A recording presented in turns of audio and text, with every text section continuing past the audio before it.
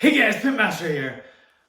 I want to show you 3 techniques that we're still using in martial arts. In the dojo, in the academy, on the mat, in the ring, in the cage. We are still using them in martial arts.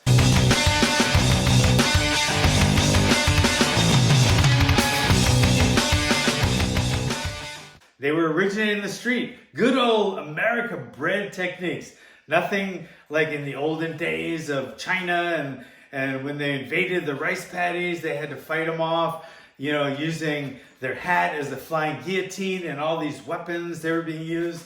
Then they came up with all the katas and no. These techniques are born and bred right here in the streets of good old-fashioned USA. And we're seeing them still today.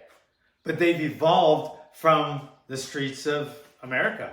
Number 1, the tackle. Good old-fashioned tackle. You see it in the UFC, you see it in the street. When you see it in a wrestling match, they call it a double leg. But it's a lot different. You can just tell it's different than a tackle. But the object is to get the guy on the ground on his back. It works equally both ways.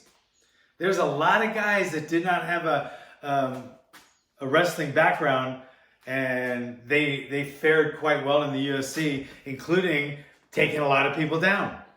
So the good old-fashioned tackle is one of the techniques that's been around forever, ever. On the schoolyard, in the street, in the bar, that good old-fashioned tackle took a lot of people down. All right. Number 2, good old-fashioned soccer kick. The soccer kick has been used in street fights for years. Now, next thing you know, you're seeing it in the Pride, right? You're seeing it in a Kaiju Kempo dojo. We used a lot of soccer kicks when I was training.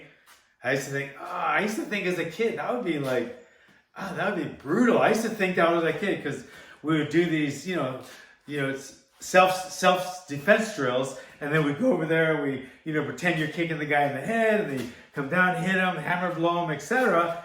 And with that one soccer kick, I used to think, oh man, that's brutal. Would you really do that to somebody? Next thing you know, like I said, it's part of the sport. It's part of the sport. Not too much now. They kind of are getting rid of that, but it's been around a while. A lot of Vale Tudo, a lot of Chuck. When Chuck fought Pele, there was soccer kicks, stomps, etc. So that is number 2, the stomp. Okay. Number 3 is the good old-fashioned haymaker.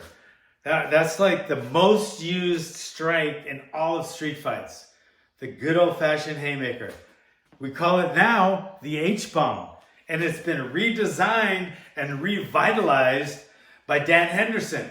Now everybody just calls that punch the H-bomb. But it is taken from haymakers. And that's where Dan Henderson got it. He took a haymaker, put his touch on it, his power. Now it's an H-bomb, but it's still a haymaker. So that's number 3. All right. We got the soccer kick, the tackle, and the H-bomb. The 3 techniques that we've taken from the streets of the good old USA, and we've put them in the martial arts academies and the sport aspect of martial arts. So they've been on the street and in the dojos. And the weird thing about it is they took it from the street, used it in the cage. We're using it back in the dojo, and then it's going to go get recycled back in the street. Think about that. I don't know if that makes sense, but you get my point. All right. Thanks for coming. If you like this content, go to thepit.tv.